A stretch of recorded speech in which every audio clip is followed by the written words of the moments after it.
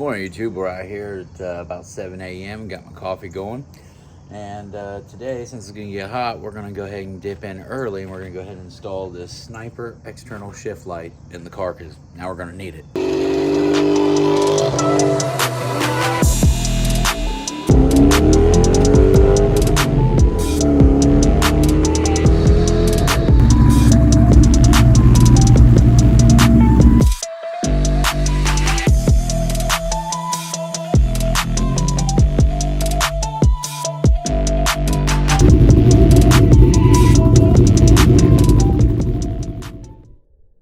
All right, so the first thing we did the mounting bracket. We got everything where we wanted to sit on the right side of the dash.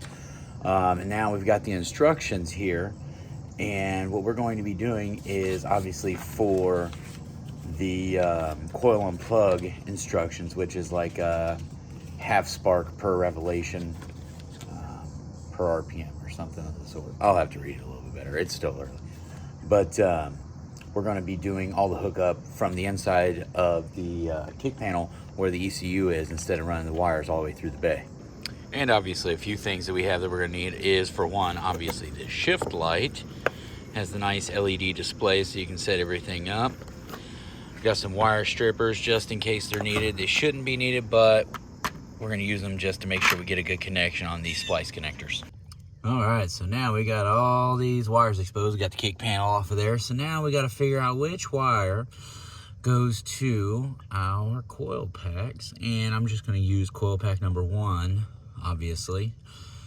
So now to do some interweb searching and see which wire is what.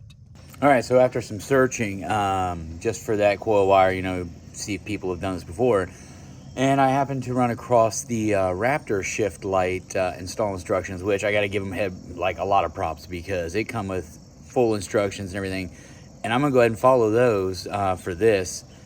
And to be honest with you, it's almost an identical procedure. So I'm going to go ahead and post the pictures. I do know it's pin number 26 for coil number 1. And that's the light green with a white stripe wire. Also, it has where you can connect your other wires, your 12-volt accessory and your ground right there as well. So everything can be run at once, and one wire can run right up to the wherever you mount the shift light itself.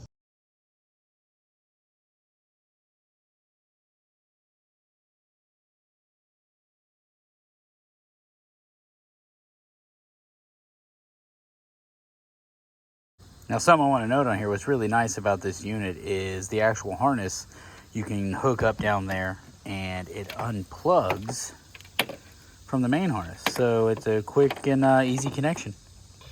All right, so now I got it apart, and I can actually confirm that yes, it is pin number 26. You can see the light green with the white stripe.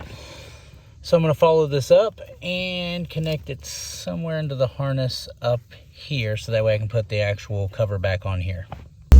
All right, now that I got everything wired up, as you can see the RPMs right here.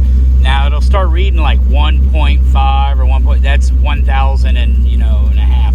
But right now we're idling right here. I got it set at half a pulse. So I have the actual shift light set low just to test. So now we'll come over here and I'll try it out. Everything does work, right? So now let's get it all set up and hide this wiring, tuck everything nice, and put it away. All right, so what it's going to do is it's going to come up as a menu after you power it up. I was worried about it messing up after unplugging full power, but it did keep the memory. So what you're going to do is, here's your peak recall, and let's see here, there's your display. You can have it on or off for your RPM.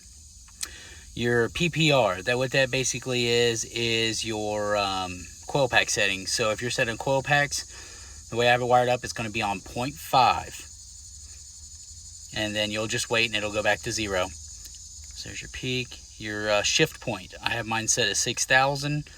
I'll probably wind up raising it because I can take it all the way up to about 65, 7,000 with the cams and springs, but it did hold that memory.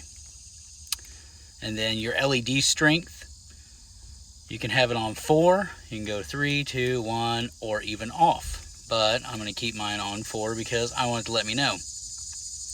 Then just let it sit. Once it flashes, it's saved in the memory. So we are set. What I'm going to do is I'm going to have the actual display turned off because I don't want to burn this LED up. So boom, hit that, let it sit idle. And there we go. Now another thing is, people always ask me, you know, since my car's an automatic, why do I need it? Well, if you haven't seen the previous videos, I actually wound up switching to a manual valve body. So it's just like shifting a stick car, but without a clutch. So I want to know when and where my shift points are. So that's the whole point and reasoning behind it, because, you know, I'm not a guy for, you know, big tachs and this and that, but this is one of those necessities that you would need, especially if you're going to be drag racing. You want to hit your shift points. You want to make sure you're consistent for bracket racing or any kind of racing. So with that said, guys, I'm glad you stopped by, and don't forget to like and subscribe. Thanks.